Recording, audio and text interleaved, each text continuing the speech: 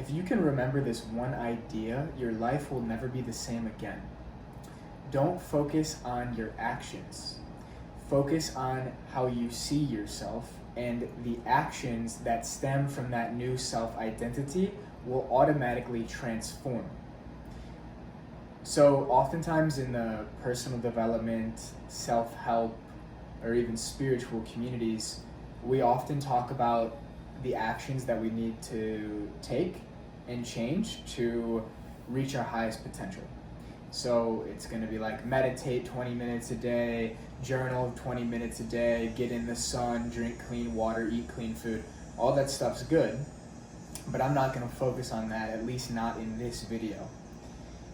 What I'm going to tell you about in this video is how if you can truly change how you see yourself at the deepest level, the level of identity, all of your actions will naturally change as a result. So to illustrate this point, I'm going to walk you through a few of my chapters in my own personal story to kind of convey how the level at which I saw myself and who I saw myself to be naturally led to productive, healthy behaviors or negative, detrimental behaviors. So if I go back to high school, so I'm 23 now, so this is like 5 or 6 years ago, my identity was so firm in being a football player, and not only just some guy on the football team, but like I'm the quarterback of this team and I'm going to play D1 football. Like I knew that within myself before it actually happened, and like many people I would say doubted me because on paper I'm like a 5'10" white dude that's like pretty normal, like pretty athletic, but nothing like insane. But I truly believed myself to be that. I believed myself that I was a D1 football player. And so because I was so firm in that self-image, and I had a devotional faith and a devotional knowingness of that identity, my actions looked like somebody who was incredibly disciplined. And I was, but I wasn't disciplined just because I was forcing myself to do things. I was disciplined because I knew who I was becoming. That's the biggest thing with all the identity stuff as well. Like, when a lot of people don't have a strong identity and a strong self-image that infuses all of their positive actions that the self-improvement community will tell you about, it's very hard to take those aligned actions every day unless you are actively striving for a vision, which we're going to get into later. How do you actually construct a vision? How do you actually set a big goal? How do you actually define who it is that you are trying to be? But if you don't have that, if you don't have something you're aiming for, like specifically aiming for, your actions are going to reflect that lack of precision in your vision. The precision of your actions every single day is exactly correlated to the precision of your vision. And your vision is what infuses your self-identity, how you see yourself, who you are becoming. You're always a becoming. You're always changing at every moment, every day. And that vision of who you are becoming and who you see yourself as today is what leads to the actions. So in high school, a lot of my teammates who just saw themselves as like high school football players, which that's all great, like they had a ton of fun. And I might have had more fun had I not been striving for the D1 standard, but I wouldn't go change it because it was important to me. So like after a game, they'd all go smoke weed. Or even sometimes before game, before practice, they'd smoke weed. Like they'd be smoking weed at school, and I never felt tempted to do it, not because I didn't like getting high. I did, like the few times I did it in high school, I thought it was kind of fun. I thought it was really fun. But I had no desire to do it regularly because the vision of who I wanted to be was more important than the short-term pleasure of getting high. That's the key. Like all the actions that lead to falling off the path or spiraling, they are all coming from the energy of overestimating the importance of a short-term pleasure and underestimating the importance of actualizing a long-term vision. So if you don't have a vision for the future, you're going to resort to pleasure in the now. And a life lived only for the sake of pleasure in the now is just a hedonistic spiral to a lot of issues. And I've been there, and I'm gonna tell you more in this story. So that was me in high school. Now I adhered to that vision. I took the necessary action, which looked like 2 workouts a day, eating clean. Like I would meal prep for lunch. Everybody thought I was fucking crazy. I'd like meal prep chicken and rice every day and broccoli, and the whole cafeteria would like smell like shit because I was microwaving it. It was just pretty funny. But I didn't care. Like I was like, I don't care. I'm gonna be this guy. I'm doing this, and I was very firm on it. And I acted like that every day. And even like summer going into senior year, I skipped out on many parties and things to go to camps, to go practice football in front of people. But it didn't feel like a sacrifice. It may have looked like a sacrifice on the surface, and maybe sometimes it did feel like, fuck, I'm not kind of missing out. But the vision of who I wanted to be was so important to me that it made all the other actions that much more worth it. Now, if I skip ahead to when I actually got to college football and I was playing D1 football, the energy and my vision and my self-identity all changed. So now I had made it. I had made it to my dream school. I said I wanted to go play at Northwestern in Evanston, Illinois, near Chicago, since I was 16, like 16 to 18 in high school. That was my vision. And then once I got there, I stopped aiming. And if I did aim, I aimed too high to the point where I would self-sabotage, or I would fall off track after a certain period of time. Now, another thing with this college football chapter is I felt like I was out of place. There was a lot of self-doubt, like, am I good enough? Like, should I even be here? There's also an energy of I made it, and so now I can chill and relax. There was this like conflicting energy within me. Like, okay, now I can chill and relax because I made it, but now I have to work even harder because this is way fucking harder than high school. And I wasn't ready within myself to take that leap.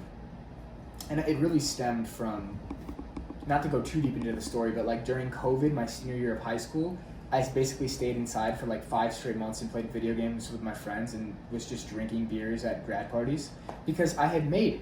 My identity now was not somebody who was striving to become a Northwestern football player. I was that Northwestern football player, so now I could chill and relax. But I didn't have another aim. The aim could have been, okay, I'm going to make the travel team this year. I'm going to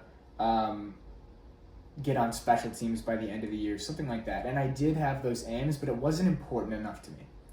Once I got it, once I achieved the status symbol of D1 football player, it became somewhat empty, which is another topic for another video, status games. And I've played a lot of status games, like finance games, working really big time jobs, playing D1 football, all status games that have mostly left me empty. So that's just something to keep in mind. I'll continue weaving the story just to illustrate this point of personal identity. So eventually, because I was not fully in football, I believe I manifested my own injuries. Like subtly, I wanted it to happen because I didn't want to be there. I was just like escaping a lot in my first 2 years of college, like a lot of weed, a lot of masturbation, a lot of video games, and a lot of partying. Like these were the things. Camera fell over, but I was essentially not in a good place mentally, and so I manifested these injuries, which ended my career. And sounds kind of like funny to say, but it is what I wanted to happen. Like even some part of my higher self knew I was out of alignment, and so that led me to explore plant medicine via Aaron Rodgers, Pat McAfee talking about mushrooms and ayahuasca. And so when I was 20, I didn't know my next step. I was questioning everything. I was working a finance internship I didn't like. I was misaligned in football. I didn't want to keep playing there. I felt like it sucked, like it was just draining me. But I didn't have the courage to see it that way yet. And so I looked to plant medicines, which was specifically mushrooms, to see something different, to get some type of answer. And essentially, from that moment on, my self-identity expanded a ton. Up until that point, I only saw myself as a football player. And so if you're watching this, you are probably limiting your self-identity in some way that you have not thought of yet. The person that you think you are is only a fraction of who you could eventually become. Always remember that. Your potential is way higher than your mind can ever define you by. So I took mushrooms, my mind expanded. I was like, holy shit, I could be a writer. Like, holy shit, like my potential as a writer could peak at 70 years old and not 20 years old like football. So it was just very empowering. And so from that moment on, I decided to quit football, and now I was just a college student. And then I was like switching my major to psychology, and my new identity became like this free kid, like this free college student who loved learning and was very open-minded and very curious and kind of a hippie, like wanted to kind of be a hippie. So I start like, now my daily actions become, I'm walking around campus, smoking joints, listening to philosophy lectures. I'm starting to read spiritual books. I decide to not do an internship for finance that summer and go backpack Europe. And all those decisions, those daily actions, and I also tried really hard in school and got good grades, and I enjoyed it at the time until I found more. But all of those actions stemmed from another change in identity. Then I had the identity shift into, I'm going to start sharing these creations online. Now I see myself as an online writer, an entrepreneur. How does that change my actions? Boom, now I'm waking up at 4 a.m. every day. I'm working out. I'm working deep work for like 3 to 4 hours a day, then going to school, then door dashing at night to make money to reinvest into the online business stuff. And that daily consistency and discipline, which again, it didn't feel hard. It didn't feel like I was ever sacrificing not going out and partying anymore, because I had a vision again. I had a vision of, I want to be a writer who drops out of school, and I want to build an internet business and a creator business and a personal brand that has infinite leverage, so I never have to work a job in my life. And that vision, because it was so strong, it fueled my identity to say, I am this, I am becoming this, which then fueled the actions of like, I'll wake up at 4 or 5 a.m. every day. I won't party. I was still smoking a little bit of weed and writing sometimes, but that was pretty fun. And yeah, that led to me eventually dropping out, and then I adopted the mentality of I'm an entrepreneur, which then I lost myself in a little bit again. I went too far into that, and I lost like holistic balance in my life. That's kind of the theme with these identities. We lose holistic balance until in some way we become nothing and nobody, and then we can be anything and anybody, which is maybe a topic for another video again, in terms of who really are you. But in this phase of entrepreneurship, when I started to get burnt out, essentially, of that identity, burnout is really just like clinging onto an old identity and trying to force yourself to fit into a life that is no longer aligned with your soul. Your soul is what is causing this resistance. A truly aligned life, the burnout doesn't happen. And the funny thing is, I've met a lot of these people traveling who like, I could never see them getting burnt out. They're just in the flow of life. Like they're just enjoying life. Like they're very spontaneous. And that's one thing I learned traveling. Now, when I went traveling last summer, 2024 summer, I booked a one-way ticket to Thailand, and like within 2 days, my identity was already shifted. And so my actions began to shift with it. So I would like spontaneously go on an adventure with some random people I just met in a hostel, or I then went to this hippie town and I like really fell in love with it, and I was like, I'm very at peace. And so because my new identity was a hippie backpacking traveler that was also still a writer on the internet, but was just like taking a break, like a spiritual retreat type of break, I was still writing a bit, but like now some of my other actions began to change. Like I had never been somebody that went to raves or dance or ecstatic dances often. Now I'm going all the time. I'm doing yoga all the time. I'm smoking weed, and also I start smoking cigarettes because everybody around me is doing it. I'm in Thailand, I'm 22 years old. Fuck it, I'm free, let me do it. That was the identity. And so the actions reflected that. So now today, like I'm in a metamorphosis period, I believe, with identity. A lot has happened since, and that was last year. And so now if I had to define myself, which I don't really like to define myself because I believe it's quite limiting. I believe I'm in a becoming of the fullest expression of myself. And that sounds quite vague, but it's manifesting in different ways. Like, I'm making a YouTube video, but like, am I a YouTuber? I don't know. I don't want to be a YouTuber. I guess I could do to some extent. Like, it's kind of cool, kind of fun. But I don't want to adopt the mindset that that's who I am and all that I am. Yeah, I make YouTube videos. Yeah, I write. I am building an array of businesses, running retreats, leading meditations, breath work. I'm also playing college football. I'm a quarterback. Again, I'm learning to play music. I love going to parties and dancing. I love doing yoga. I like to do a lot of different things. And what I could sum that up as is my identity now is just somebody who is expressing in the process of allowing myself and discovering how to express the fullest range of my spirit, essentially. Like, my spirit wants to express in all these different ways. I feel called to make this video. I feel called to write. I feel called to build these communities. I feel called to run the retreats. I feel called to play football and play sports and do yoga and be healthy and DJ and travel. Like, it's all written in my unique soul's code, and I could even discover it deeper, and I have learned, and I would recommend doing this too at some point. Like, just start to look into your own stuff. Look into your astrology chart, your Western astrology chart and your Vedic astrology chart. Look into your numerology and life path numbers. Also look at the day you're born, like if you're born on a 3 day, if you're born on a 18, that's a 9, 1 plus 8, 9. Look into that. Look into your gene keys, human design. Look into your ancestry, and like also just like look into yourself. These are just maps, but like if you really look into yourself for long enough, you will find out exactly who you are. I might have to tweet that. If you look deep enough into yourself, you will find out exactly who you are. I might write that one down later. Now, to sum this up, to come back to the point is that your actions in your day-to-day will stem from how you see yourself. And if you want to find out how you actually see yourself, just look at your actions. Actions do not lie, especially over a long enough period of time. Like, you can have one day where you're super disciplined, like, this is who I am, this is what I'm doing.